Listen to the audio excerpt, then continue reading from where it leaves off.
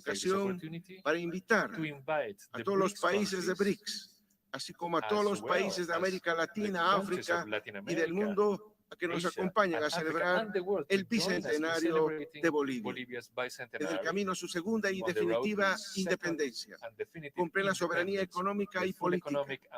Están ustedes invitados a compartir los 200 años de libertad del pueblo boliviano. Muchísimas gracias.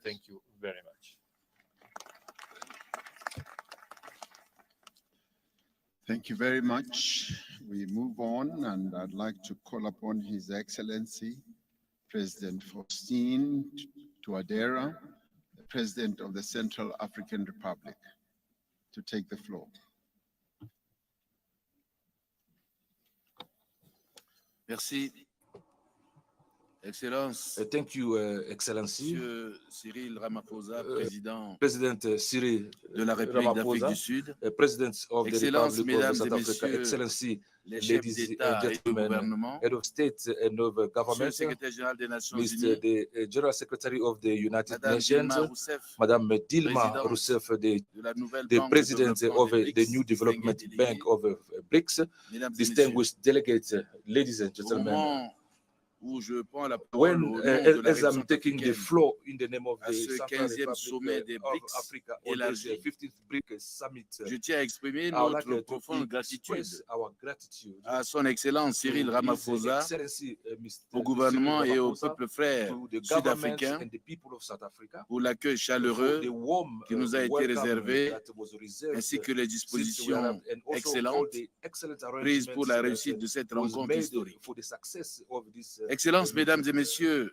le Excellency, sommet ladies and gentlemen, BRICS-Afrique se tient the BRICS, au moment où les pays africains Africa BRICS sont Summit particulièrement is taking place when, confrontés African à countries d'énormes are défis facing, many et où les challenges, organisations where internationales classiques international ne organizations parviennent plus à are not instaurer la paix, able to la sécurité et le développement bring durable. peace, security and sustainable Il development. constitue, à n'en point So it douter, constitutes un nouveau point de départ vers l'émergence point of d'un departure ordre for the international emergence plus of équitable, a new international plus inclusif, order which is more plus equitable, pacifique, inclusive, fondé sur le peaceful, respect and then mutuel, based on mutual respect, un a partenariat partnership, gagnant-gagnant, a win-win le partnership, respect de the l'égalité et respect de la of souveraineté des États, legality and then sovereignty le of respect du droit de country. souveraineté So we permanente need to des peuples respect et sovereignty des nations of people sur leurs and then richesses et nations leurs ressources on naturelles their natural wealth, qui doit which s'exercer must dans be l'intérêt du done développement national in the interest of et du bien-être de la national population development and the de l'État well-being intéressé. of the population of En that effet, le given partenariat country. pour une In fact, croissance the partnership mutuellement for accélérée, a growth un that will be développement accelerated durable mutually et un and then multilatéralisme sustainable inclusif development in inclusive prôné par les 5 multilateralism grandes économies based émergentes on du monde the 5 que sont emerging les BRICS economies in the country, constitue pour nous which is a BRICS, which une constitutes solution for us idéale in d'inégalité to mondiale inequalities, extrême, aux velléités hégémoniques, and then to those néocoloniales, spirits of géopolitiques et géostratégiques des puissances occidentales qui maintiennent les États africains dans la pauvreté, l'insécurité et la dépendance. Excellences, Mesdames et Messieurs, la République centrafricaine est prête pour intégrer les BRICS et construire ensemble un monde meilleur où personne n'est laissé de côté. En effet, depuis le retour à l'ordre constitutionnel en 2016, la République centrafricaine a pris des mesures urgentes pour rattraper le temps perdu et répondre aux impératifs de paix et de développement. Mon pays s'est donc doté d'un cadre législatif novateur, en adoptant notamment des lois relatives aux crypto-monnaies, à la tokenisation des ressources naturelles et foncières, et d'une nouvelle constitution adoptée à plus de 95% par le peuple centrafricain, avec un taux de participation historiquement inégalé. Aujourd'hui, la République centrafricaine est devenue l'un des environnements les plus favorables aux entreprises sur le continent africain, un pays où les individus, nationaux et étrangers, peuvent facilement créer leurs propres entreprises et obtenir leur e-visa d'affaires directement en ligne. Excellences, Mesdames et Messieurs, il me paraît opportun de rappeler que la République centrafricaine possède d'énormes potentialités en ressources naturelles, des conditions agroécologiques favorables à l'agriculture, des terres arables dont la surface est estimée à 15 millions d'hectares. Elle dispose en outre d'un massif forestier évalué à plus de 28 millions d'hectares qui constitue, selon les experts, un véritable trésor du puits de séquestration. de carbone et un habitat d'une grande variété d'espèces forestières, fauniques, halieutiques et génétiques. En dépit de ces immenses potentialités, la participation de mon pays au commerce mondial est très faible et se limite à l'exportation d'un certain nombre de produits bruts, à savoir le coton, le café, le bois, le diamant et l'or. En réaffirmant son soutien à l'initiative des BRICS et sa volonté d'y adhérer, la centrafricaine invite les BRICS à établir avec elle un partenariat gagnant-gagnant en vue de l'exploitation de ces immenses ressources naturelles dans l'intérêt du développement national et du bien-être de sa population. Elle exhorte également les BRICS à continuer à soutenir sa demande de levée totale de l'embargo sur les armes et les diamants, dont la seule finalité désormais reconnue est la légitimation des groupes armés terroristes.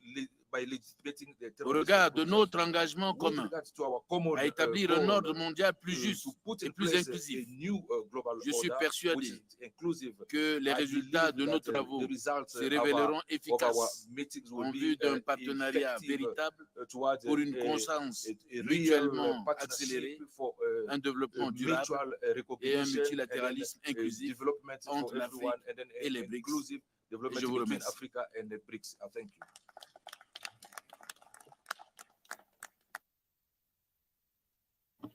Thank you very much, President. I now call upon His Excellency President Denis Sassou Nguesso, the President of the Republic of the Congo.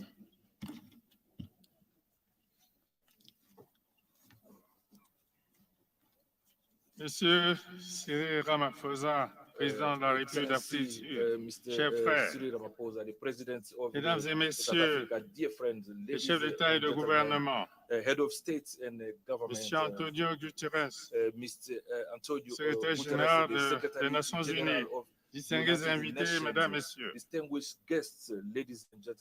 pour l'honneur qui nous a été fait de participer au présent sommet et pour l'accueil combien chaleureux qui nous a été réservé à moi-même et à ma délégation. Permettez-moi de traduire toute ma gratitude à mon frère Cyril Ramaphosa, président de la République d'Afrique du Sud, ainsi qu'au peuple sud-africain.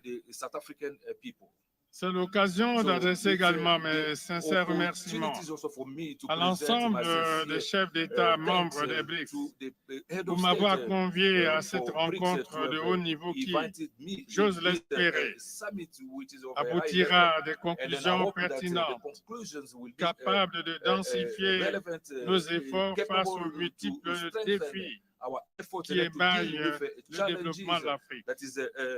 J'ai souvent eu l'occasion de le dire, mais le monde multipolaire que nous appelions de nos voeux est finalement advenu et nous nous en réjouissons. Messieurs les chefs d'État et de gouvernement des pays membres des BRICS, votre combat pour un ordre international juste et équitable est aussi le nôtre. L'Afrique en général, le Congo, notre pays en particulier, souscrivent à vos objectifs d'une gouvernance multilatérale, inclusive et représentative du monde tel qu'il est aujourd'hui. Avec vous, nous partageons l'idée que les coopérations internationales doivent s'établir sur la base d'un respect et d'un bénéfice mutuel. C'est cet esprit que nous trouvons dans notre dialogue avec vous. Et je tenais à vous en remercier. Nous avons la certitude que le partenariat des BRICS avec l'Afrique sera d'autant plus bénéfique dans la marche vers le développement. Il s'attachera à être une véritable a co-construction real mutuellement profitable. mutual Mais construction la condition that du will profit succès everyone. de But ce the condition partenariat for success au service du for this développement partner in the service of est de nous development attaquer is aux préoccupations to deal réelles with du the continent. real issues of Dans cet the esprit, continent. With that spirit, notre conviction our conviction est que is that nous devons avant tout we need, mettre before l'accent everything else, sur les infrastructures de base underline, to put visant an les capacités interest de on a production basic infrastructure et aiming to l'intégration build the physique production de nos capacity and then the territoires. physical Sinon, integration of our territories. comment Otherwise, pourrions-nous en effet how tirer le are meilleur we profit going to de la take mise en œuvre advantage de la zone of de the libre-échange implementation continentale of the free africaine trade area, the African sans free trade les area, infrastructures de without base via basic transport, infrastructure, transport, télécommunications, telecommunication, énergie. Dès lors que près de 600 millions de about personnes 600 million n'ont pas people accès do à not have l'électricité, access to electricity. comment How envisager are we planning l'industrialisation du how can we plan continent? the industrialization of the Ces questions continent? sont So essentielles. these questions are very essential. La zone de So, libre-échange continentale africaine Continental African est une free trade opportunité area à is an saisir opportunity pour to- garantir une to croissance guarantee durable a et sustainable growth.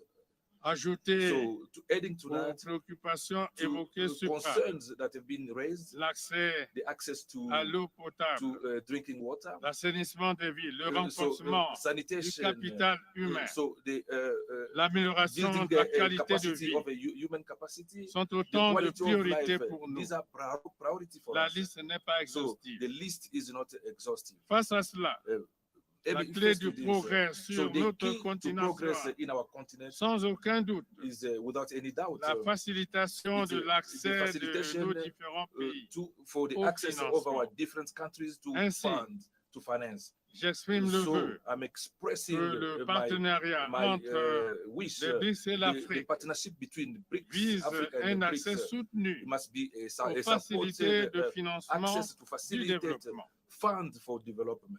Nous espérons So we que are hoping les outils disponibles, that notamment this would be la nouvelle banque de available, développement, especially through the new contribue development très bank activement that will contribute à la actively, solidarité to financière the, des BRICS finance vis-à-vis de l'Afrique, solidarity toward d'où Africa, la nécessité where de rendre the necessity nos pays to éligibles. make our country eligible. Mais nous formulons le So soutien, we are le also souhait aussi formulating some que les wishes BRICS, that BRICS au G20 notamment, to the fassent G20 écho aux meeting, demandes de l'Afrique, so that they could also raise dont les the besoins request spécifiques of sont Africa, for insuffisamment which a specific pris en compte need to be taken dans into les enceintes mondiales. account in this world Mesdames et messieurs, organization.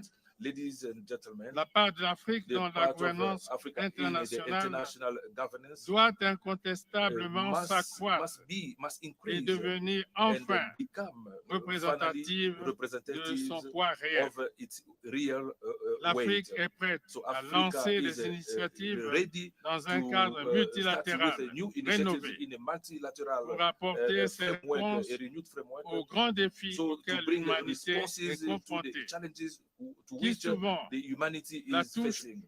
au premier lieu, So that is qu'il touching s'agisse mostly des menaces à la be paix it the threat ou to à peace l'environnement. or to environment, it's Africa C'est that dans is cette affected. perspective It's in this perspective que nous avons initié that le we Brésil, have initiated l'Indonésie, Brazil, la République Indonesia, démocratique the du Congo, le Democratic Gabon et le Republic of Congo, Congo, de Gabon co-organiser and à Congo, Brazzaville to organize un in sommet des Brazzaville 3 bassins a forestiers tropicaux summit of de la the planète, three basin savoir forests, le bassin de namely l'Amazonie, the basin of le bassin du Amazonia, Bornéo-Mékong the basin et of le bassin du Congo.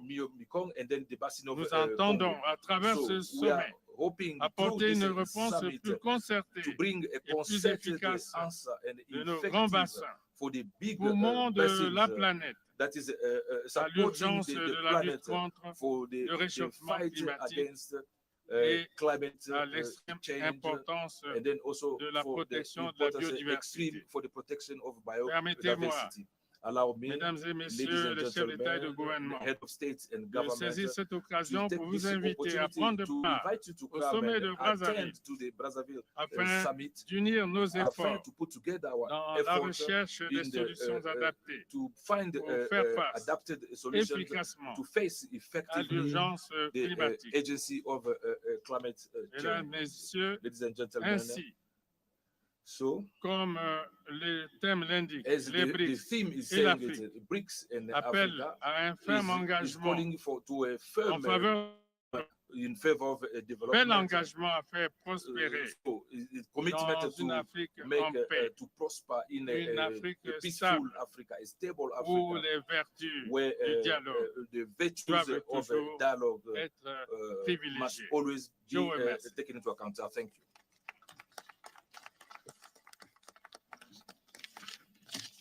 Thank you very much, President. I now call upon His Excellency, President Teodoro Obiang Nguema Basogo, the President of the Republic of Equatorial Guinea. Su Excelencia Cyril Ramaphosa, Presidente de la República de Sudáfrica. Sus Excelencias, Jefe de Estado, miembros de los BRICS.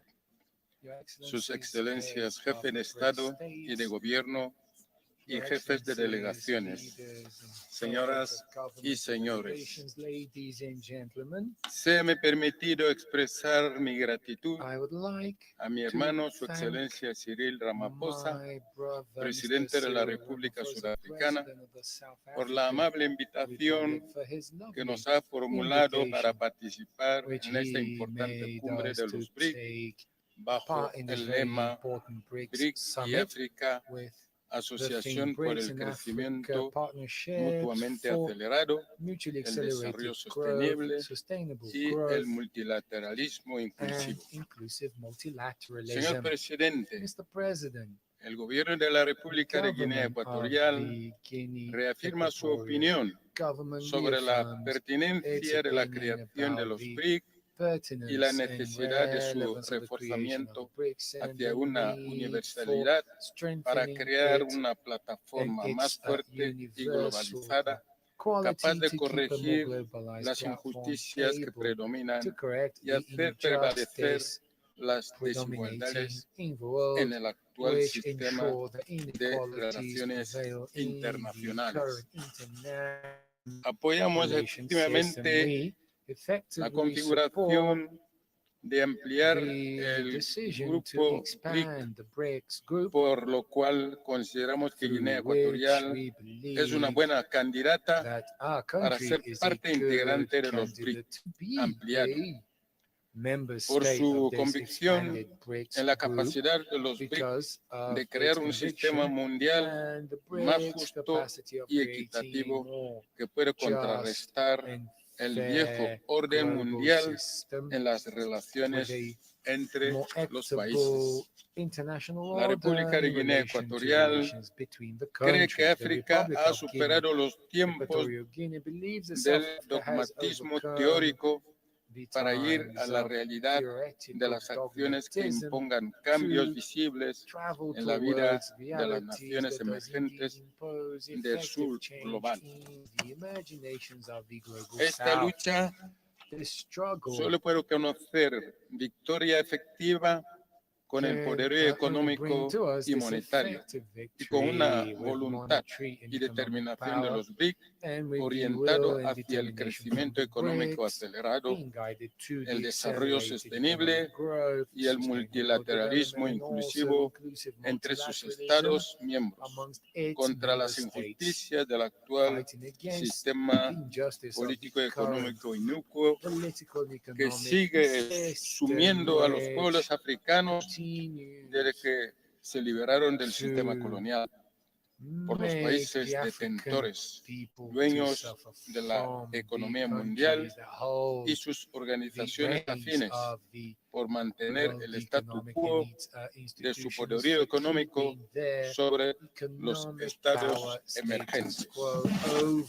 Señor Presidente, Para hacer frente a esta situación, la República de Guinea Ecuatorial cree que los BRIC reforzados con una estructura más universal podría crear una moneda convertible más fuerte, apoyada por los recursos de sus Estados miembros, con el fin de establecer un sistema financiero inclusivo que permita a todos sus miembros y asociaciones a un reparto equitativo de los beneficios como contrapeso al actual sistema económico internacional inicuo. Concluyo señalando que todos los países del mundo, sean grandes o pequeños, de todas las procedencias, gozan del derecho fundamental de desarrollar su potencial, de tener acceso a las oportunidades de la prosperidad, de la paz y beneficiarse de los procesos económicos globales. Los BRICS deben ser el motor de esta visión de desarrollo sostenible e inclusivo. Deseo plenos éxitos y fructíferos resultados a la 15ª cumbre de los BRICS. Muchas gracias.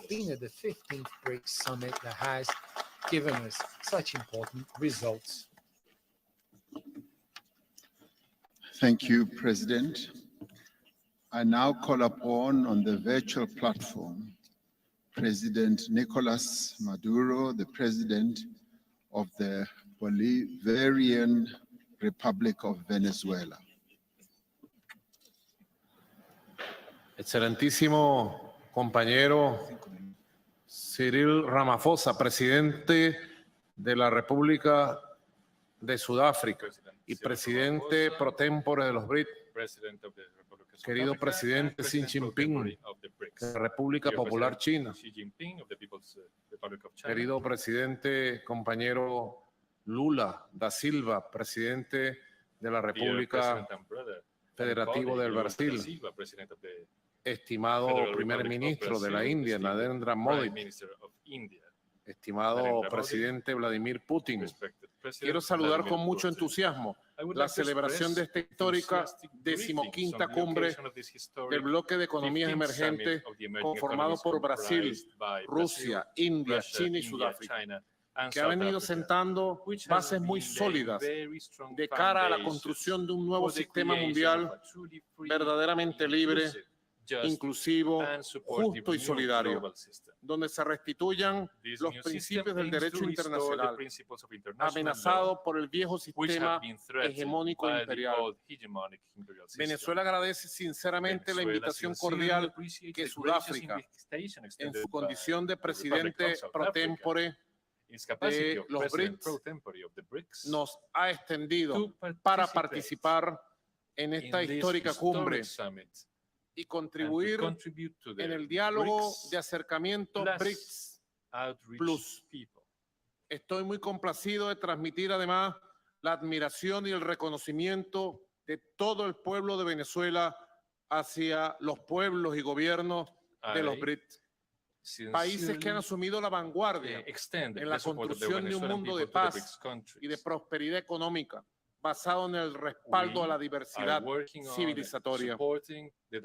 En ese sentido, es importante y oportuno recordar las palabras del gran Nelson Mandela, pronunciadas aquel 24 de mayo de 1994, en su discurso de toma de posesión, a pocos días de haber asumido la presidencia en la nueva Sudáfrica post-apartheid, cuando hizo un llamado al establecimiento de un nuevo orden mundial de cooperación, justicia, prosperidad y paz, mutuamente beneficiosa para nosotros y para las naciones del mundo, como afirmó Nelson Mandela.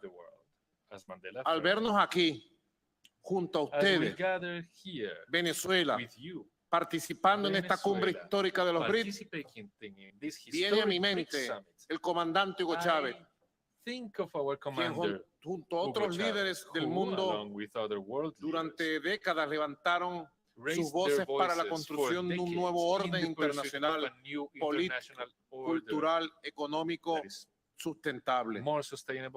En este contexto que recordamos la también histórica cumbre de los BRICS UNASUR, realizada el 15 de julio del año 2014 en Brasil. Allí estuvimos, país que para ese año desempeñó la presidencia de este poderoso bloque de economías emergentes y propició dicho encuentro para avanzar en el diseño de una nueva geopolítica, en un nuevo mapa mundial para la cooperación política, financiera, económica y energética, principalmente. Hoy estamos convencidos de que ese nuevo orden mundial ya es una realidad y los BRICS desempeñan un rol fundamental de la dinámica geopolítica que ha generado la confianza entre los pueblos y gobiernos de América Latina, el Caribe, África y Asia, con su modelo de desarrollo y sus valores de respeto mutuo. Los BRICS hoy por hoy representan a nivel mundial el 31.7% del Producto Interno Bruto, el 30% del territorio, el 43% de la población y el 18% del comercio internacional. Los países que conforman este bloque controlan el 8.7% de las reservas mundiales de petróleo, el 25.2% de las reservas de gas, al tiempo que aportan el 40% de la energía mundial, representan el 42% del uso de la energía renovable y el 37% del consumo de energía. Definitivamente, la unión es lo que hace la fuerza, y esa fuerza unitaria impulsa un nuevo paradigma del relacionamiento global e impulsa una nueva geopolítica mundial del siglo XXI. Queridos presidentes, primeros ministros, sus excelencias, Venezuela se suma a las peticiones de los países con aspiraciones de ingresar a los BRICS, tal como lo expresamos oficialmente en carta en el año 2015. Y lo ratificamos recientemente, aportando a este modelo integrador mundial las mayores reservas de petróleo certificados del mundo en nuestro país, entre otras riquezas. Además, nuestro país cuenta con abundantes recursos minerales que le otorgan por encima del 20% de las reservas mundiales de hierro, cobre y oro, aunado a la existencia de plata, bauxita, coltán, níquel, rodio, titanio, entre otros. Asimismo, tiene una privilegiada posición geográfica al norte de América del Sur. De los 23 aspirantes en el eventual proceso de ampliación de los BRICS, 7 de ellos pertenecemos a la Organización de Países Exportadores de Petróleo, que abastece un porcentaje fundamental del mercado mundial. Y entre nosotros agrupamos el 77% de las reservas de petróleo del mundo. El ingreso de estas naciones del OPEC al grupo BRICS le garantizará el manejo del 83% de las reservas probadas de petróleo del mundo, sin mencionar las reservas probadas de los países no OPEC y OPEC. En lo que respecta a las reservas mundiales de gas, de los 23 aspirantes de los BRICS, 7 pertenecemos al Foro de Países Exportadores de Gas, incluida Rusia, foro que maneja el 72% de las reservas de gas del mundo y abastece el 44% del mercado mundial.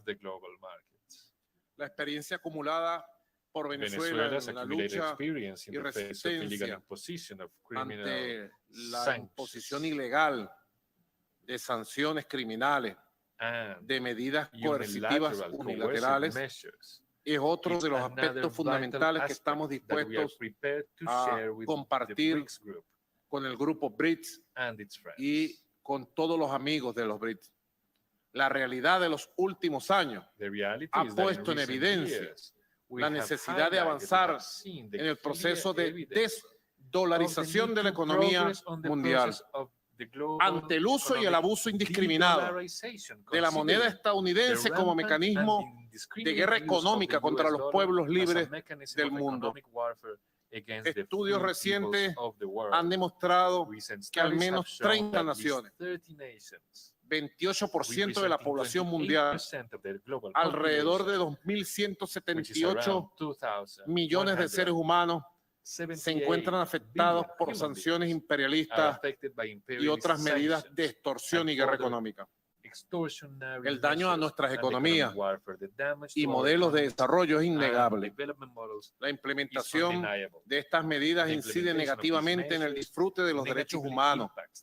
Reconocido esto hoy en el Consejo de Derechos Humanos de la ONU en su pasada reunión de marzo del 2023.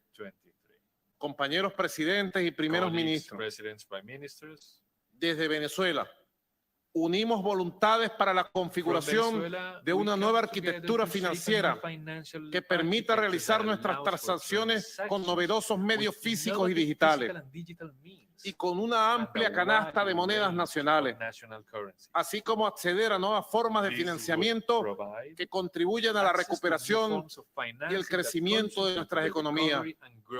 En el caso de Venezuela, crecimiento proyectado por encima del 5% en este año 2023, el más alto de la región, de acuerdo a la CEPAL, Comisión Económica para América Latina y el Caribe de Naciones Unidas. Es nuestro deseo, señor presidente, incorporarnos al Consejo de Think Tank de los BRICS para contribuir con nuestra modesta experiencia a contrarrestar los efectos perniciosos de las sanciones de Occidente contra las economías del mundo, así como el desmontaje del sistema de dominación financiera y comercial. Asimismo, asumimos frente a los líderes de los BRICS la responsabilidad de promover el relacionamiento político y económico de la arquitectura BRICS con los principales mecanismos de concertación de cooperación de América Latina y el Caribe. Entre ellos, la Alianza Bolivariana para los Pueblos de Nuestra América, ALBA, y la Comunidad de Estados Latinoamericanos y Caribeños, CELAT, para avanzar en la constitución de bloques regionales, tal como lo avisoramos en la histórica cumbre BRICS-UNASUR del año 2014.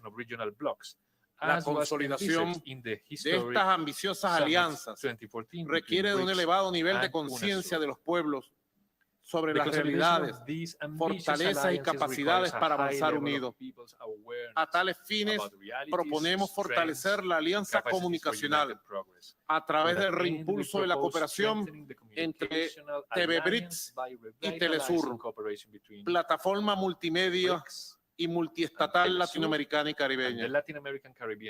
Compañeros, excelencias, el BRICS ha sido concebido desde su conformación con una visión inclusiva de complementariedad, colocando como núcleo el sistema multilateral como la Organización Mundial de Comercio y su reforma, apoyando el crecimiento de las micro, pequeñas y medianas empresas para integrarlas a las cadenas de valor globales y ampliando la cooperación en los campos de la economía digital y el desarrollo verde, entre otras acciones. Por ello, el llamado a ampliar su membresía representa la esperanza para quienes en nuestro noble y modesto propósito tenemos la voluntad de aportar desde diferentes perspectivas, a ser parte de un nuevo modelo de desarrollo que viene creciendo bajo el liderazgo de los BRICS y que sin duda encuentra hoy en esta magna reunión de Johannesburgo un trascendental punto de impulso hacia el futuro. Hace 200 años, en plena lucha por nuestra independencia, por la independencia de América, nuestro libertador Simón Bolívar se planteó la construcción de lo que hoy pudiéramos nombrar un mundo multipolar y pluricéntrico. Como lo dijo él, para alcanzar el anhelado equilibrio universal. Sinceramente creo que con el surgimiento de los BRICS estamos más cerca que nunca de lograr el sueño de Simón Bolívar, que es el sueño de la patria grande, que es el sueño de la patria humana. Por eso, presidente Ramaphosa, le ratifico toda nuestra voluntad y todo nuestro apoyo y todo nuestro agradecimiento por haberse invitado a esta cumbre histórica. Venezuela da un paso adelante con los BRICS por el mundo de paz, por el mundo de cooperación, por el mundo del siglo XXI. Y decimos desde el corazón que vivan los pueblos del sur global. Muchas gracias. Thank you very much.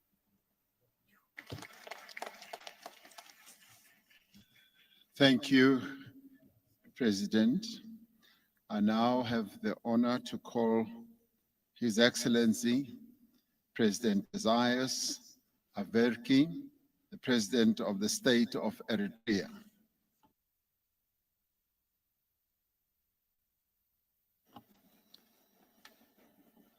Excellency, thank you. May I first join previous speakers to express our gratitude to Your Excellency and other heads of state and governments of BRICS for convening this 15th summit. Our deepest thanks too for the people and government of South Africa for their renowned hospitality. This meeting is taking place at a critical time when our global community is at a veritable crossroads. The flaws and deficits of the prevailing global governance architecture, whose defining features are dysfunctional, non-inclusive, and unfair rules and regulations, are too evident to merit emphasis.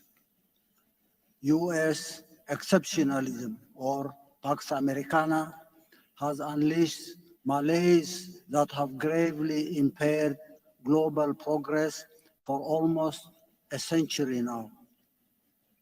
Bipolarity, ushered in after the end of the Second World War, and attempts to impose unipolarity in its sequel in the past 30 years have resulted in endless spiral of conflicts and perpetual instability.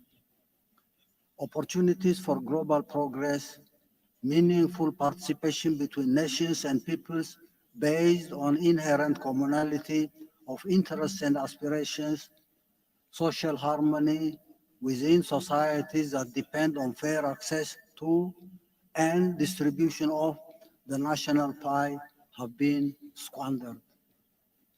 This, in spite of mankind's exponential technological progress in the last 2 centuries, a capability which could have changed the quality of life for all humanity if it were seen, indeed, as it should in purely ethical terms, as a common public good. And at this 11th hour, the principal advocates and proponents of hegemony are pushing our global village to the brink of unprecedented disaster. The tendency for unbridled escalation of the war in Ukraine, led by the United States and NATO, is fraught with consequences that are ghastly to contemplate.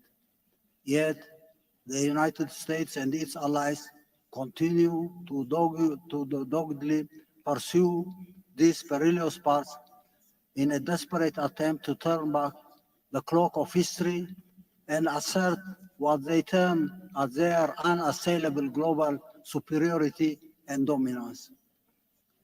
Differences of scale aside, the devastating wars incubated by these policies in Africa, the Middle East, and other parts of the world in the past decades have and continue to incur colossal losses. The situation in Niger is only symptomatic. is symptomatic of modern slavery.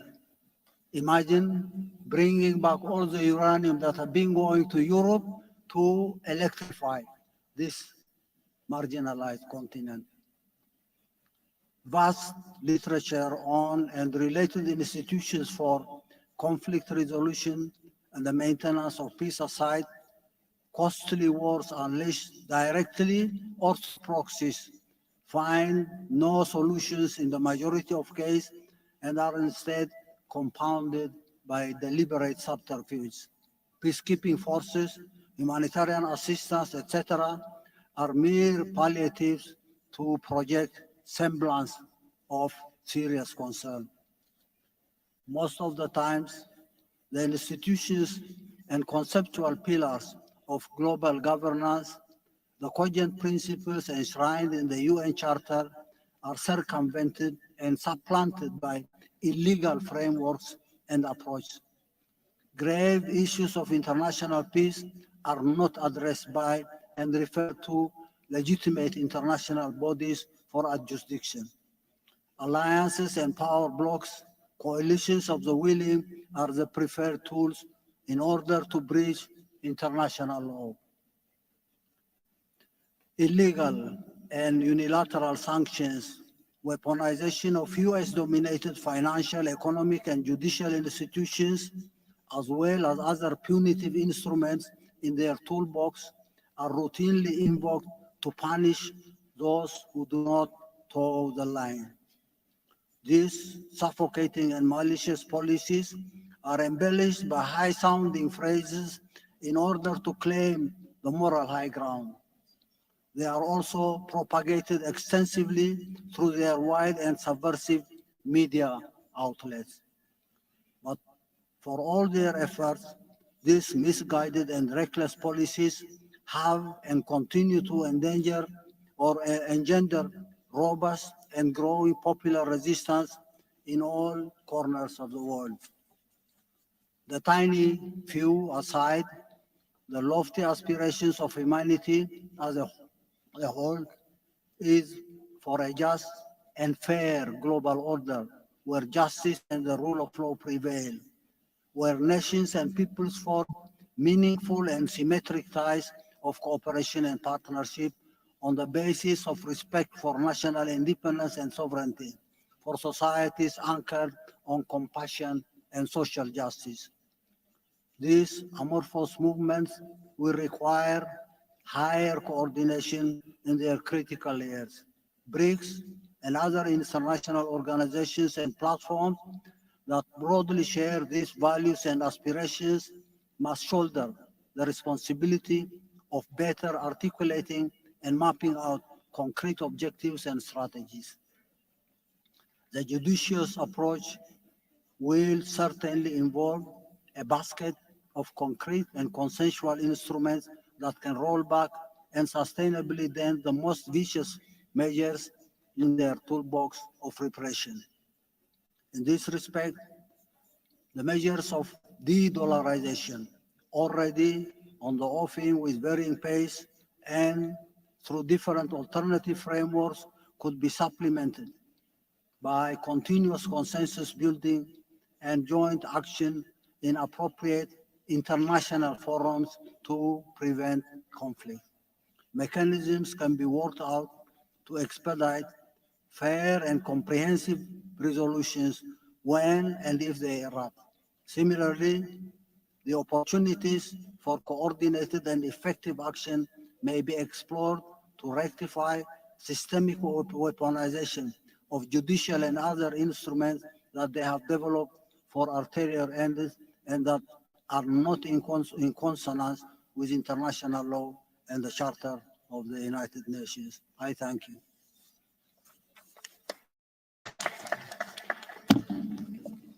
Thank you very much, Your Excellency. I now call upon Your Excellency Dr. Abiy Ahmed Ali, Prime Minister of the Federal Democratic Republic of Ethiopia. Your Excellency, President Ramaphosa, Excellencies, Heads of State and Government, distinguished ministers, ladies and gentlemen. At the outset, allow me to thank our host, President Ramaphosa, for the kind invitation and hospitality. I would also like to express my profound appreciation to Your Excellency for your able leadership as the current chair of the BRICS, in which you have amplified the collective voice of Africa.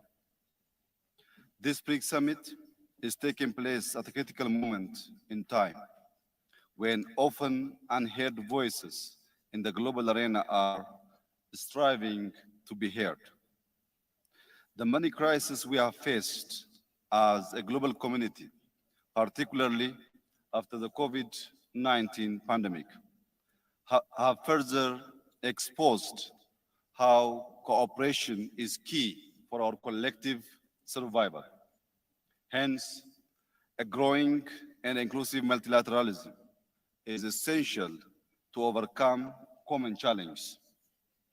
A reformed multilateralism entails inclusivity, cooperation, and diversity of voices and interests. By amplifying voices from various corners of the globe, we can collaboratively work for an equitable and peaceful world. In an ever-interdependent world, collectivity is essential to adequately solve global challenges. Transnational problems requires joint solutions. At this crucial time, promoting dialogue and harmony is highly critical for overall peace and prosperity. That's why Ethiopia has always been a champion and a defender of multilateralism. And the BRICS is indeed one key initiative, responding to the repeated calls for a new and inclusive multilateralism. Excellencies, ladies and gentlemen, the name Ethiopia evokes memories of origins and of an ancient and wealthy civilization. Remarkable works of architecture and monuments grace its land. Multiple kingdoms ruled over the dominion thousands of years ago. In this modern history, Ethiopia has remained uncolonized, and it has a long history of diplomacy stretching over 100 years. As a founding member of the League of Nations and the Organization for African Unity, Ethiopia's engagement in the international stage has been quite meaningful and impactful. Ethiopia is Africa's second most populous country, with around 120 million people, a greater majority of which are young and dynamic. This demographic dividend, if harnessed properly, can be a significant asset for cooperation through driving innovation, consumption, and providing a large workforce. Located in the Horn of Africa, Ethiopia also serves as a crucial gateway between Africa, the Middle East, and wider Asia. The efforts we are making in intensive infrastructure development within and across the home region is a testament to our endeavors toward this regional integration. Our strategic position could provide the BRICS with enhanced connectivity opportunities across these regions. Ethiopia's substantial investment in roads, airlines, clean energy, and telecom infrastructure not only demonstrate our ambition, but also our potential to be a hub of connectivity for the African continent. Our positioning offers a vital link to East Africa's market and has the potential to foster a richer and a more inclusive integration of the global economy. Excellencies, my country has also recorded one of the highest economic growth rates in Africa and has showcased its potential to become one of the continent's largest economies. This growth is backed by a mix of agriculture, manufacturing, and service, demonstrating a diversified and resilient economy. For the past 5 years, Ethiopia has also been in the driver's seat to practical solutions to address climate change. Through our massive Green Legacy tree planting program, the initiative launched in 2019 will be the largest afforestation program in the world, when by 2026, we will have planted 50 billion trees in a total of 8 years. Till last week, we have already planted 32 billion seedlings. Over the past 2 years itself, our Green Legacy program has spread to neighboring countries in the home region as we collaboratively work on green diplomacy. Furthermore, Ethiopia has been an active participant in regional and international diplomacy, including its long-standing contribution to UN peacekeeping missions. Therefore, Excellencies, our rich historic past, the breadth and depth of our bilateral ties across the world, as well as being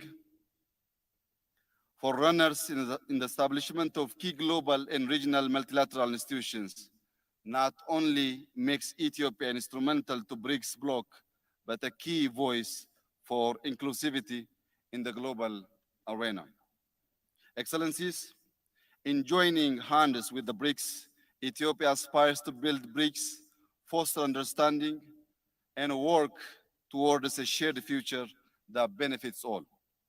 As I reiterate my gratitude to you once again, Mr. President, let me conclude by reaffirming Ethiopia's commitment to further enhancing multilateralism towards inclusivity. I thank you. Thank you, Prime Minister.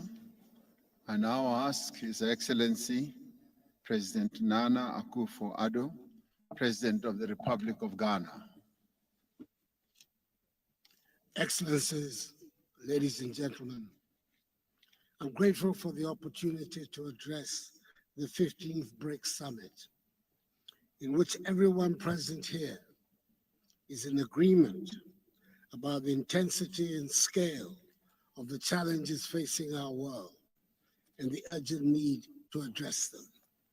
It is appropriate that the theme of this 15th summit has Africa as its focus. And I thank President Matamela Cyril Ramaphosa and the South African government and people for the invitation and for the warm hospitality the Ghanaian delegation has enjoyed here in South Africa. For an organization that represents some 30% of global GDP and some 42% of the world's population, the importance of BRICS, comprising Brazil, Russia, India, China, and South Africa, to the economic growth and the promotion of progress and prosperity around the world cannot be stressed enough. And I must applaud successive leaders of the BRICS countries for sustaining the relevance of this body. Excellencies, never has there been a time in recent history where malevolent forces have combined in such a manner to bring hardships to the world, especially to those of us in Africa. We are indeed operating in the most difficult of times. The interlocking challenges and the convergence of crises we are faced with pose existential threats that require immediate solidarity and collective action. It is obvious that the world has virtually run out of time to work together in the spirit of multilateralism. If we do not renew our commitments to build, keep, and consolidate peace and democracy all over the world, we would have to brace ourselves to live in a new and more dangerous world today and in the future. The issues of peace, progress, and prosperity in BRICS countries in Africa are deeply intertwined. which presuppose that ensuring the development of Africa should be in our common interest, which will help right the historic injustice of Africa, the richest continent in the world, being as a result of systemic exploitation, the continent with the highest number of the poorest people. Africa, I need reminding you, has 1.3 billion inhabitants, nearly 18% of the world's population. And in 2050, will be 2.5 billion, meaning that 1 out of every 4 persons in the world will be African. Now more than ever, strong partnership between the BRICS nations, reinforced political dialogue, and expanded cooperation in the fields of economic growth and international security are required.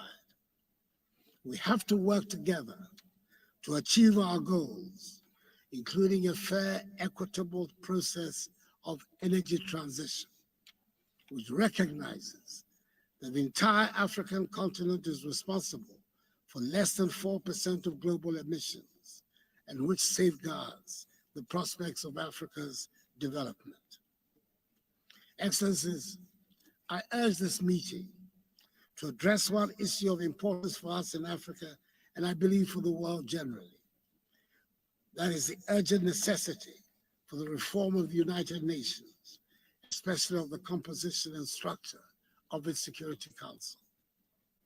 The contemporary world has moved on significantly from the post-1945 world, which gave rise to the birth of the United Nations and the makeup of the Security Council. The world of 2023 is not the world of 1945.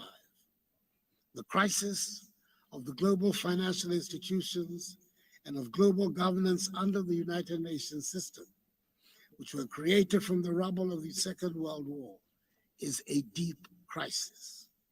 It will continue until a fair system is put in place, a system that reflects the new balances, no longer based on who won or lost the Second World War, but on the major contemporary and future balances. I believe strongly that despite its numerous challenges, Africa is on the cusp of building a great new civilization, which will unleash the considerable energies and huge potential of the African peoples, so that we will make our own unique contribution to the growth of world civilization. Together, working with the rest of us on the continent and with our increasingly educated, skilled, dynamic, and growing youthful population, operating under the aegis of the African Continental Free Trade Area, whose Secretariat Ghana has the honor to host. I'm confident a strong partnership with the BRICS nations can help construct a prosperous and self-confident Africa. I'd like to end by extending hearty congratulations to Prime Minister Narendra Modi on India's historic achievement of yesterday. I thank your excellencies for your attention.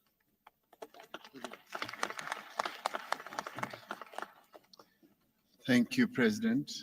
I now have the honor of asking Dr. Saidi Ibrahim Raisi, President of the Islamic Republic of Iran. In the name of God, the most beneficent, the most merciful. The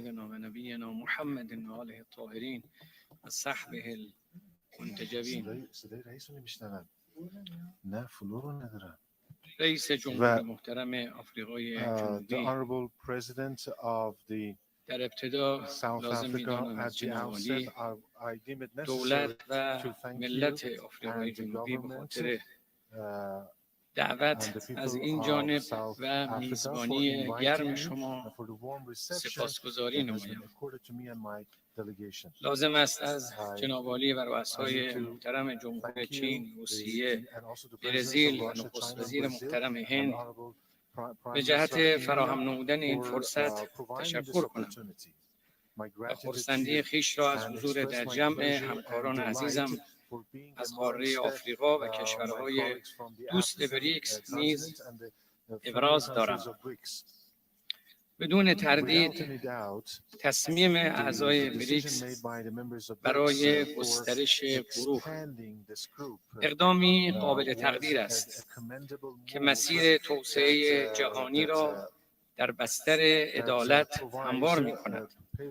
مطمئناً فواید عضویت جمهوری اسلامی ایران در گروه بریکس تاریخ ساز خواهد شد و فصلی نو و گامی قوی‌تر در جهت عدالت، انصاف، اخلاق و صلح پایدار در صحنه بین‌المللی رقم خواهد زد. جناب آقای رئیس، این سومین بار است که کشور آفریقای جنوبی ریاست بریکس را بر عهده گرفته است. در هر سه نوبت اهتمام آفریقای جنوبی به تقویت همکاری و شراکت اقتصادی در گروه بریکس و قاره آفریقا ستودنی است. قاره آفریقا یکی از سرمایه‌های اصلی جهان جنوب است. تنوع غنی فرهنگی، قومی و زبانی در کنار مناظر زیبای طبیعی و منابع سرشار معدنی این قاره را متمایز کرده است. خوشبختانه وزن سیاسی و اقتصادی قاره آفریقا روز به روز رو به افزایش است و بخش مهمی از آتیه جهان در حال توسعه در این پهنه جغرافیایی در حال رقم خوردن است. من به آقای ماندلا و قهرمانان آفریقا که در مقابل استعمار ایستادگی کردند باید احترام بگذارم و یاد و نام آنها را گرامی بدارم.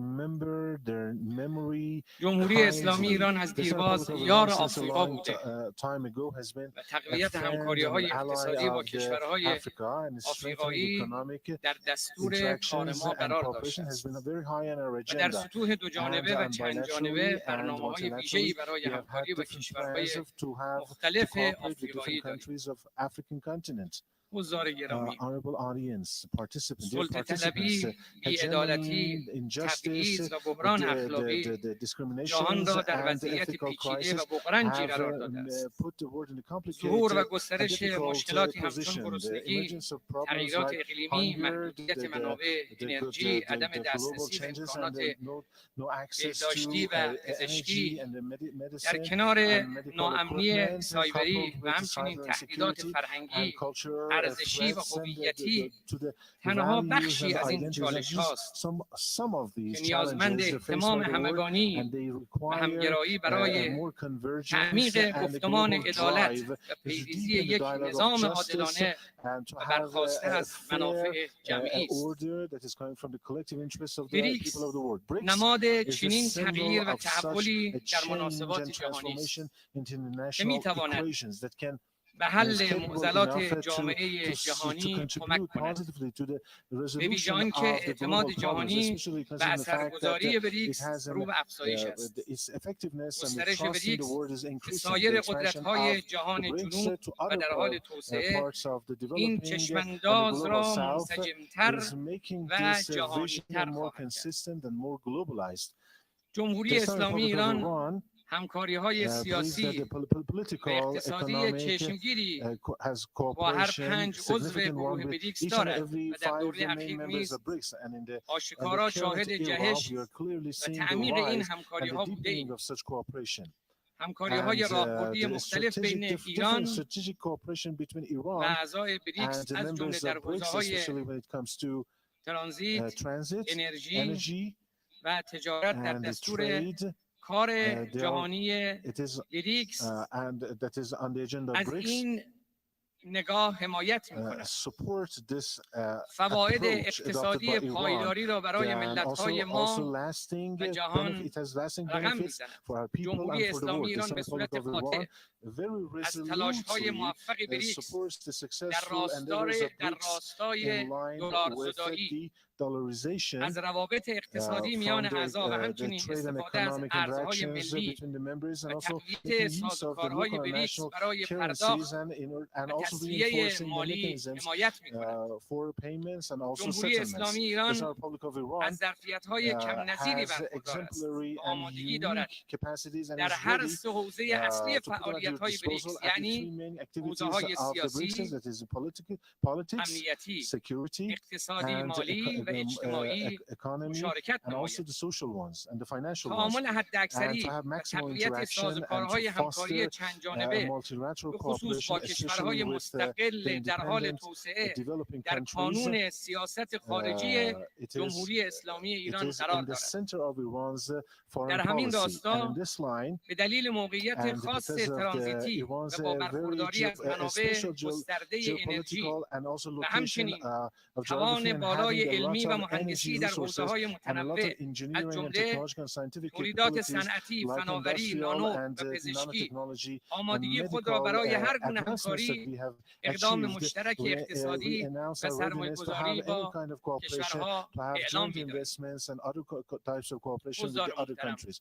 Honorable در participants, پایان in مایلم اشاره conclusion, I کنم would یکی like از to make چالش‌های mention موجود that one of the در existing جهان challenges جنوب in the global تداوم south سیاست‌های is the نجات continuation پرستانه، of the racist policies ناامنی‌های برآمده and the از ظلم، insecurities emanating from اشغالگری، the occupation and هژمونیسم، oppressions تروریسم، and the hegemony and تروریسم terrorism, دولتی state بخصوص از terrorism, سوی رژیم especially by صهیونیستی the است Zionist که regime, نه تنها that مردم not فلسطین را از that has not اعمال only حق deprived the people of تعیین Palestine from سرنوشت the خود بازداشته بلکه right to حق توسعه را نیز determination, از but آنها also the سلب right to کرده است. development.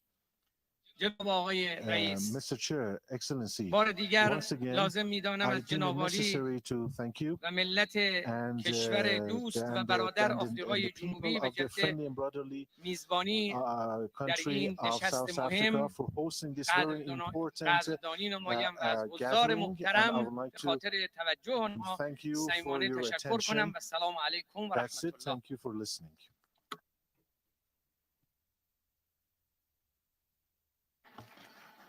Thank you, President.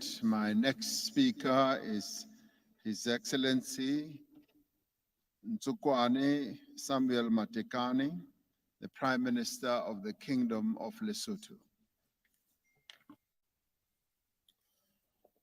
Your Excellency President Ramaphosa, Your Excellencies President of the BRICS nation, Your Excellencies Heads of State and Government present, distinguished invited guests, ladies and gentlemen. I'm deeply honored to address you on this momentous occasion of the BRICS-Africa Outreach and the BRICS Plus Dialogue. On behalf of the people and the government of the Kingdom of Lesotho, I would like to express our gratitude to President Ramaphosa for inviting us to this historic summit and for the foresight to dedicate this session to the Africa Outreach. In the like manner, I wish to applaud the BRICS leadership for striving to create a better world. We pledge our support to them and cooperation in building a stronger and more cohesive South-South cooperation. This platform provides us with a unique opportunity to establish partnerships with the BRICS countries, the private sector and business communities for the growth and development of our African countries and the global South as a whole. Excellencies, today we gather against a backdrop of uncertainty as the world grapples unprecedented multitude of global crises. The prevailing geopolitical tensions, global pandemics, and the far-reaching effects of climate change continue to have a devastating impact on human life, livelihoods, economies, and communities around the world. This is further compounded by soaring food and fuel prices as well as the unsustainable levels of debt. Tragically, it is the people in the global south who bear the heaviest brand of all these challenges. Therefore, the agency of a dialogue among developing countries to promote economic peace and prosperity has never been greater. We call for dialogue and negotiation as fundamental tools for achieving economic development and peaceful resolution of conflicts around the world. In this regard, the reform of the UN security is central to the achievement of sustainable peace. We call on the BRICS countries to support the African common position in this regard. In the same token, the reform of the Bretton Woods institution is key to ensuring equitable economic growth. This is an agenda that we must all join hands in pursuing. Excellencies, we commend the rising influence of the BRICS bloc in recent years and believe it can serve as a valuable platform for addressing the key challenges faced by the global south. By fostering stronger relations among developing countries, we can unlock considerable opportunities for trade, investment, and technological development. BRICS countries are among the largest export markets in the world, and their role and influence in global trade cannot be overstated. There are considerable opportunities for BRICS countries to pursue in Africa, including opening up the markets for products from smaller countries, investing in key sectors such as manufacturing, agriculture and agro-processing, services industries, energy, tourism, transport, and general infrastructure in small countries like Lesotho, and extending support to our countries as they strive for industrialization and technological advancement. Excellencies, as we approach the 78th session of the United Nations General Assembly, it is evident that many countries lag behind in our collective pursuit of the Sustainable Development Goals, SDGs. To address this situation, Lesotho recently signed the United Nations Sustainable Development Cooperation Framework 2024-2028, aptly entitled Kalebelo la Ntshege, and loosely translated as fast-paced implementation. It serves as a testament to our resolve to accelerate progress towards achieving the SDGs. In addition, we are actively engaging the youth to explore more innovative approaches to ensure swift yet effective implementation of the UN Agenda 2030 for the benefit of current and future generations. Excellencies, the need for immediate action is crucial when addressing global challenges like climate change. Our ability to confront these challenges relies on our collective unity. In addressing climate change, Lesotho has embarked on an ambitious clean energy initiative. In the current public sector investment program, there are several infrastructure projects that are aimed at addressing the gaps in the energy and transport infrastructure. Lesotho is endowed with natural resources, specifically water and diamonds. Moreover, we have a huge potential for green energy generation, such as hydro, solar and wind power for domestic markets and export into the Southern African power pool. We therefore invite BRICS countries to partner with us and invest in these ventures which offer guaranteed lucrative returns on investment. Allow me also, Excellencies, to inform you that we are planning to convene the Water and Hydrogen Conference and Expo in Maseru, Lesotho from 12 and 13 October 2023. This conference will showcase the steps and action that Lesotho is undertaking towards becoming the world's first sustainable digital hydro nation. We welcome strategic partners with like-minded nations and institutions. We invite all of you to grace this groundbreaking conference with your presence. Further, we recognize the importance of infrastructure as catalyst for promoting economic growth and attracting private investment. Therefore, the development of air transport and road network is equally important. In light of this, the government has prioritized the construction of interconnecting roads that will link Lesotho and certain parts of South Africa with the Port of Durban. Moreover, efforts are being made to enhance and upgrade the international airport. This presents an auspicious opportunity for investment and collaboration with the BRICS countries and the business sector.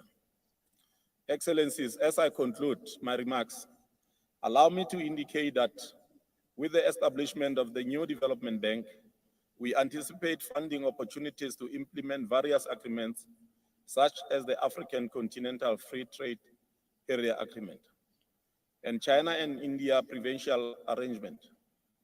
These funding possibilities can facilitate real growth and meaningful participation in regional and global value chains. Even as that happens, we need to place greater emphasis on the three fundamental pillars underpinning BRICS, namely promoting financial and economic development through cooperation and openness, respecting the sovereignty of other countries and pursuing peaceful resolutions to conflicts, and working to ensure justice and representation in the global governance system. With BRICS and Africa in partnership, the better life for all is achievable. I thank you.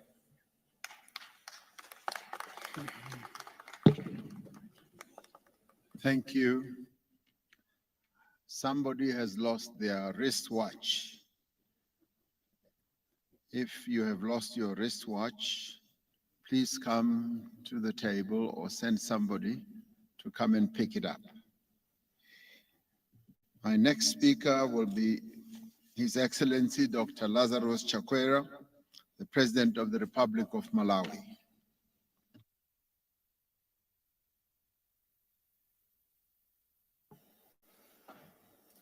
Your Excellency, Mr. Matamela Cyril Ramaphosa, President of the Republic of South Africa and Chair of the BRICS. Your Excellencies, Heads of State and Government, distinguished delegates, ladies and gentlemen, this BRICS dialogue comes at a critical time for us as nations in the global South, a time in which three consecutive global crises, namely the COVID-19 pandemic, climate change impact, and the war in Eastern Europe, have exposed two harsh realities we can no longer deny nor find acceptable. First, they have exposed the extreme vulnerability of our countries to external shocks owing to weak infrastructural, food, health, environmental management, governance, educational, and social protection systems that we need to develop to make our economies more resilient. Secondly, they have exposed the global financial and institutional systems' incapacity to respond to our needs speedily and fairly. So now that we know how vulnerable to shocks we are and how unresponsive to our needs the global financial system and multilateral institutions are, what remains is for us to do something about it. And we are more than capable of doing something about it, for not only is there strength in our numbers, because the nations gathered here represent close to half of the human population, but there is also abundance in our resources. For the nations gathered here are the custodians of the bulk of the natural resources the world needs for the creation of the digital and green economies of tomorrow. The place to start it is for us to confront the barriers that have denied us a stake in global prosperity in the past. One such barrier is our own failure to build our own institutional and financial systems, systems that can better facilitate the implementation of instruments like the African Continental Free Trade Area, AFCTA, and the aspirations of platforms like the Forum on China-Africa Cooperation, FOCAC, the Russia-Africa Summit, and the India-Africa Forum Summit, IAFS.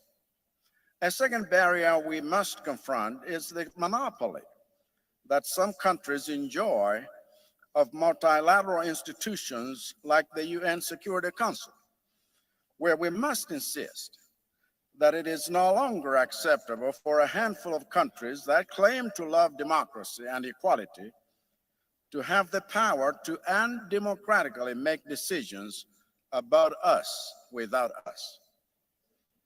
5 months ago, as outgoing chairperson of the least developed countries, LDCs, I presided over the launch of the Doha Program of Action for LDCs for 2022 to 2031 in Doha, Qatar, under the auspices of the United Nations. And yet none of the 46 nations that are part of this program have a permanent representation on the UN Security Council, where decisions are made affecting its progress. This is unacceptable. 5 months ago, I led my nation in mourning the loss of over 1,000 Malawians, the displacement of over 500,000, and the destruction of crops and infrastructure that over 2 million depend on, following the devastation caused by Cyclone Freddy. And yet Malawi has no nation to permanently represent its interest on the UN Security Council, where the nations that are the greatest cause of climate change remain unaccountable for meeting their obligations for climate change mitigation, adaptation, and loss and damage. That is unacceptable. In the face of these global challenges, Malawi is determined to work with BRICS nations to promote multilateralism and uphold international law in a new and better framework, because Malawi is not satisfied with a post-colonial geopolitical framework that has failed to deliver equitable prosperity for our people. We must reboot the system. We must reboot it now. And we are here to help BRICS nations design the software. I thank you for your attention.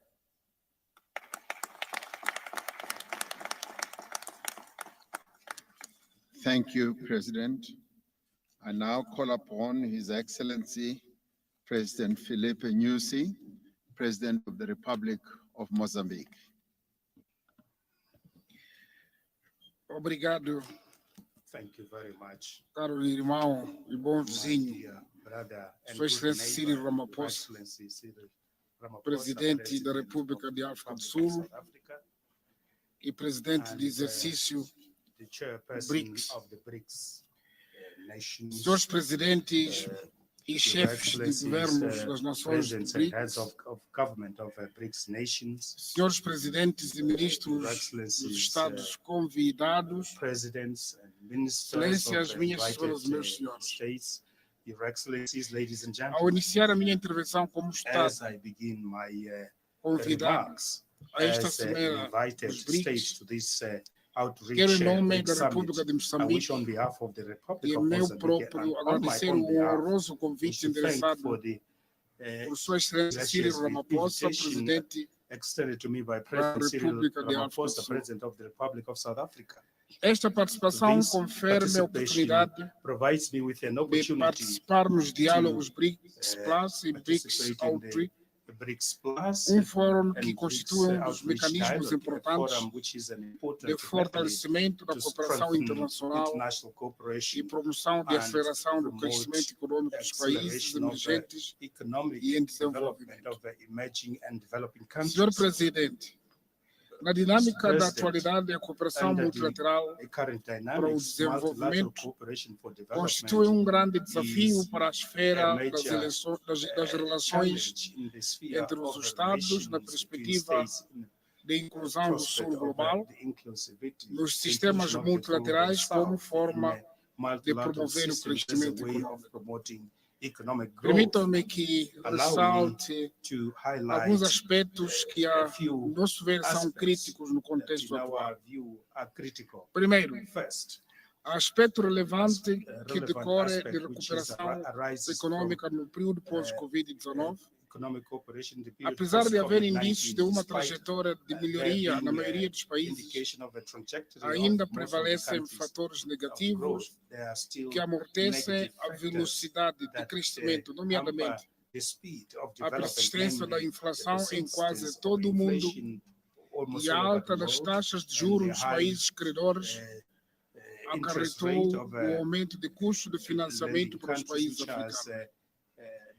Esta realidade implica o aumento do serviço da dívida, a quebra das reservas externas, com consequência na depreciação cambial.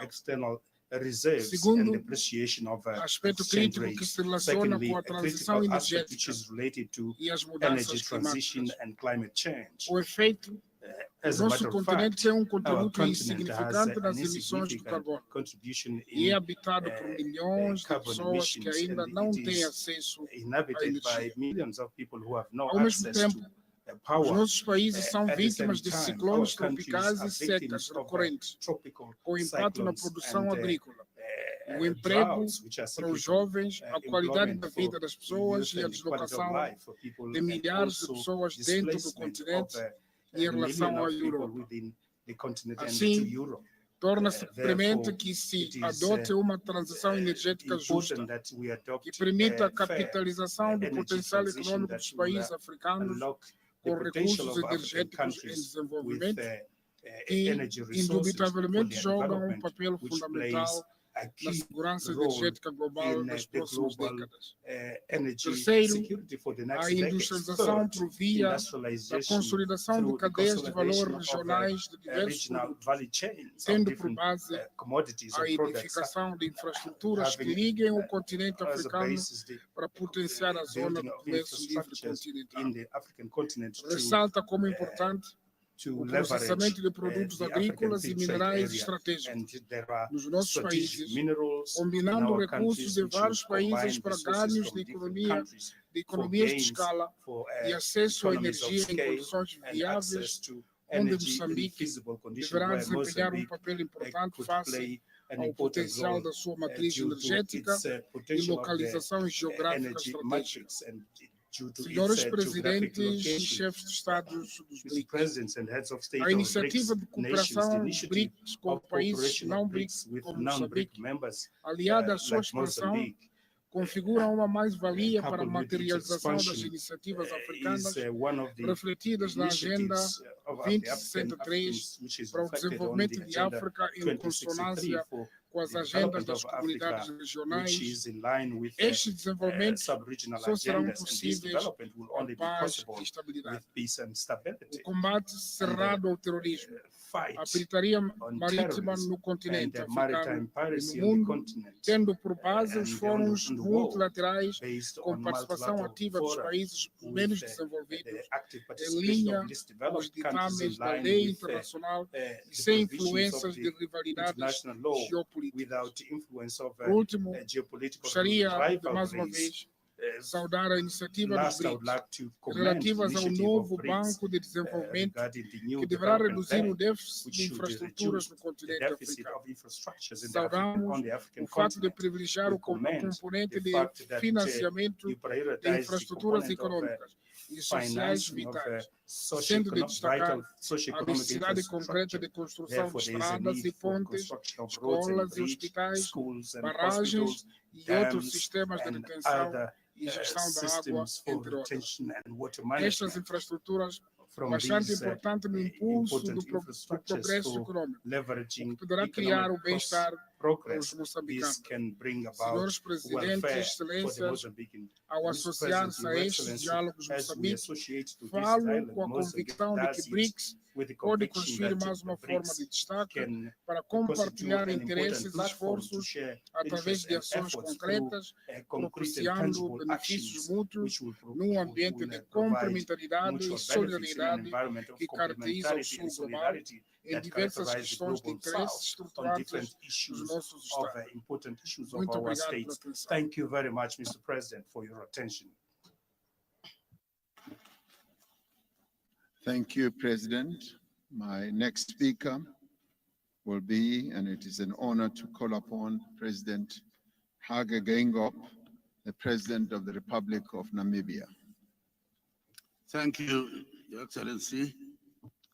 Your Excellency Cyril Ramaphosa, President of the Republic of South Africa and host of the 15th BRICS Summit, and other excellencies who are members of BRICS, other heads of state and government, honorable ministers, ladies and gentlemen, I wish to express my gratitude and appreciation to President Cyril Ramaphosa for hosting this important BRICS-Africa Outreach and BRICS Plus dialogue. The attendance of so many African nations today under the BRICS-Africa Outreach initiative is testimony to the strong desire and commitment of Your Excellencies to the expansion of BRICS through greater African and South-South participation and cooperation in global economic and financial affairs. The historical dominance of the Bretton Woods financial institutions, whose modus operandi is built on low conditionalities and political prescriptions, which has at times bordered on disregard for national sovereignty, has increased the appetite among many nations for a counterweight such as BRICS. Hence, BRICS offers that alternative option by assuring like-minded countries an opportunity to participate and do business in an international economic and financial system which is based on universally recognized international principles and values such as non-interference in domestic affairs, mutual respect, and win-win cooperation. In Namibia, we do hold dear these principles as a condition sine qua non to build a shared, peaceful, and prosperous global community in which all countries, big and small, interact as sovereigns on equal footing, without any country being left out or subjected to the forceful imposition of particular value system.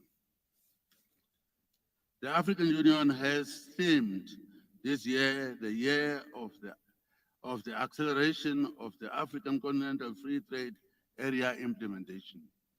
Namibia is at an advanced stage in the development of its clean hydrogen industry and the supply of critical raw materials, including lithium, which is needed for the green energy transition as part of our fight against climate change.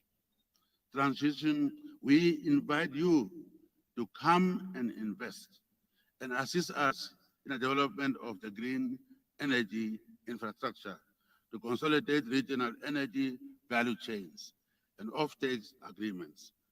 We are open for business. In conclusion, I trust that this dialogue will elaborate on some of the crucial modalities of how an expanded BRICS Plus will function in the best interests of all its members. We hope that BRICS will not be divided like United Nations, which has a Security Council for the few of the veto powers, the General Assembly for the majority of member states who don't enjoy the same privilege of a veto. We believe that an important global grouping of nations such as BRICS, which is born from a collective desire of the countries from the South to make the international order more just and equitable and favorable to peace and development for all, will, if that we do that, will go down or break down the barriers of division, confrontation, and conflicts. I wouldn't like, if we are going to have, and I don't know the conditions for membership for others, I wouldn't like to see we're going to have a BRICS, the original members, to be like the United Nations Security Council, and the rest will be others, will be General Assembly members, no veto right. In that case, we're not adding anything. We are going to have a group of original members who will be the Security Council 5 with veto rights, and we come in, if you come in as BRICS and others. Are you going to be named one by one or just others? We don't have any veto power or say. We must first report to you maybe, and then you approve, and then we can then say we are members. That kind of a situation is not going to be good. So since we are starting a new organization of equals, I'm not saying because Namibia is very small, but I'm saying because Namibia fought for freedom against South Africa, not serial South Africa, the other one. And we won. So therefore, I want equality. And I would like to know what are the conditions under which we, the small countries, will be members of the formed BRICS. With these very few remarks, I look forward to further engagement during this dialogue. And I thank you very much.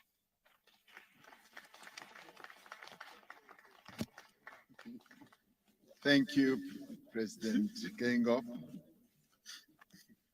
BRICS does believe in equality, and I can assure you there won't be any UN Security Council effect in BRICS, with some countries having a veto power. Our belief in equality and respect is what really defines what BRICS is all about. So be rest assured, your fears must be waylaid. So fear not, my dear President. I now want to call upon His Excellency, President Ibrahim Ghali, President of the Sahrawi Arab Democratic Republic, to take the floor. فخامة الرئيس السيد رامابوسا، رئيس جمهورية جنوب أفريقيا، الرئيس الحالي للمنظمة أصحاب الفخامة والمعالي رؤساء الدول والوفود الممثلة لمجموعة البريكس،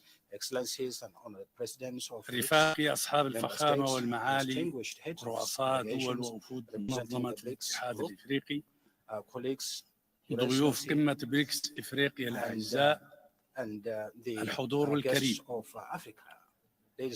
يطيب لي بداية أن أعرب عن جزيل الشكر والتقدير لجنوب أفريقيا، بلد نيلسون مانديلا، حكومة وشعبا برئاسة فخامة السيد الرئيس سيريل رامابوسا، على الدعوة الكريمة التي تلقيناها باسم مجموعة البريكس، وعلى ما حظينا به من كريم المفادة وحسن الاستقبال،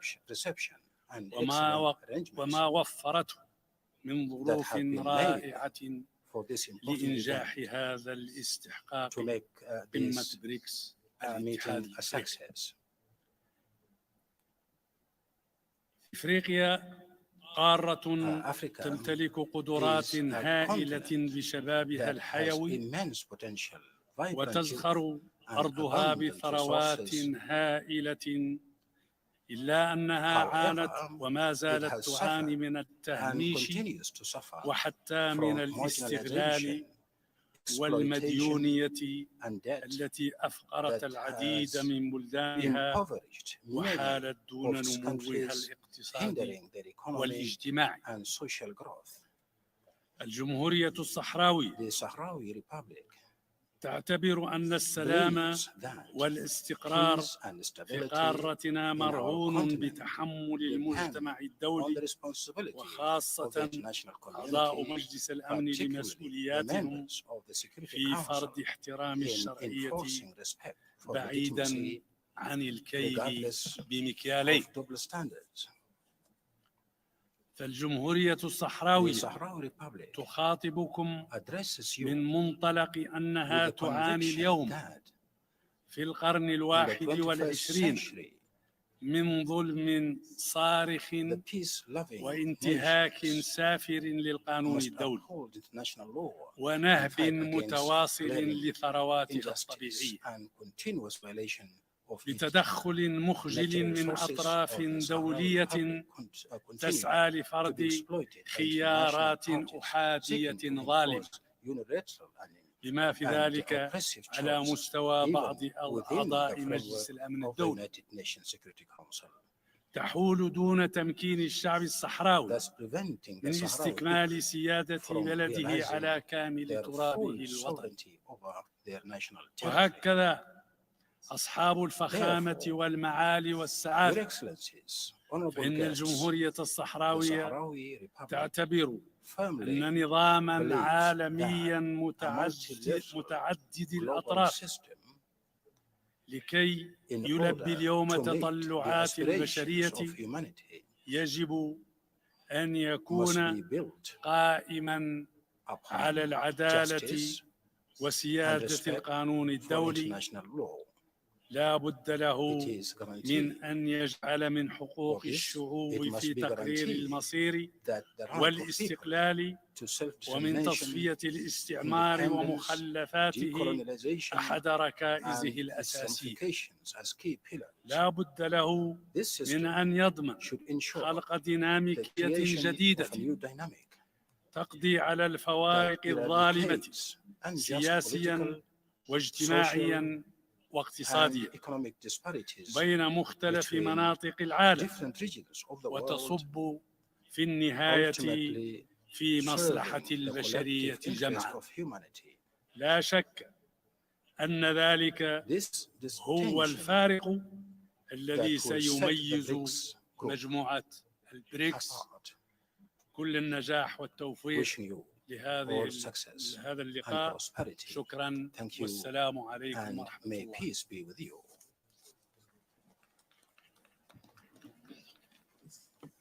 Thank you, President. My next speaker is His Excellency Carlos Villanova, President of the Democratic Republic of Sao Tome and Principe.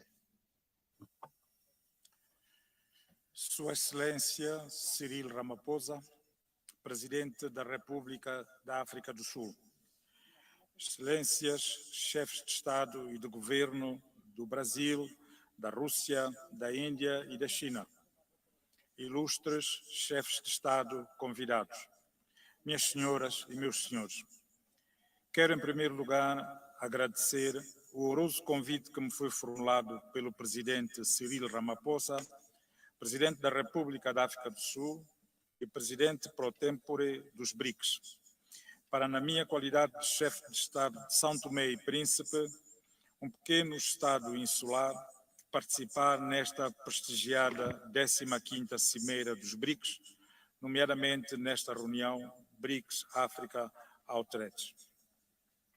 Quero igualmente felicitar o Presidente Ramaphosa pela excelente iniciativa de ocasionar, uma vez mais, o encontro BRICS-África. A nossa presença aqui sublinha a importância de forjar parcerias entre os BRICS e as nações de África, um continente repleto de potencial e oportunidades de crescimento, com vista ao desenvolvimento sustentável. Excelências, minhas senhoras e meus senhores, A aliança BRICS emergiu como uma força poderosa na cena mundial. Representa não só a proeza econômica, mas também o compromisso de promover a colaboração entre nações com histórias, culturas e aspirações diversas. Ao reunirmos-nos, reconhecemos a importância de aproveitar o nosso potencial coletivo para enfrentar os desafios que abrangem continentes e sociedades. O meu país, São Tomé e Príncipe, personifica a resiliência de uma nação que convive cotidianamente com complexidades dos recursos limitados e das restrições geográficas. Encaramos as nações que compõem os BRICS como parceiros valiosos da nossa caminhada rumo ao crescimento e ao desenvolvimento sustentável. Acreditamos que, ao combinarmos os nossos pontos fortes, podemos encontrar soluções inovadoras para desafios comuns, como as alterações climáticas, a redução da pobreza e o desenvolvimento de infraestruturas. Na verdade, uma abordagem colaborativa entre os BRICS e a África pode conduzir a avanços transformadores que proporcionarão a melhoria das condições de vida das nossas populações, no respeito da salvaguarda do nosso planeta. Excelências, o desenvolvimento sustentável não é apenas uma simples retórica, é um imperativo moral e uma responsabilidade partilhada. Os países que compõem o BRICS vêm demonstrando a sua dedicação a esta causa, por exemplo, através de iniciativas que promovem as energias renováveis, a transferência de tecnologia e o investimento responsável. Estas são algumas dentre muitas áreas em que a cooperação BRICS-África reveste-se de extrema relevância. Com efeito, ao alargar essas iniciativas às nações africanas, podemos promover um crescimento econômico inclusivo que ajude as comunidades mais vulneráveis. O meu país, por exemplo, pode servir de centro de experimentação de energias renováveis, demonstrando como as práticas sustentáveis podem ser integradas mesmo nos ambientes geograficamente mais limitados. Através do compartilhamento de melhores práticas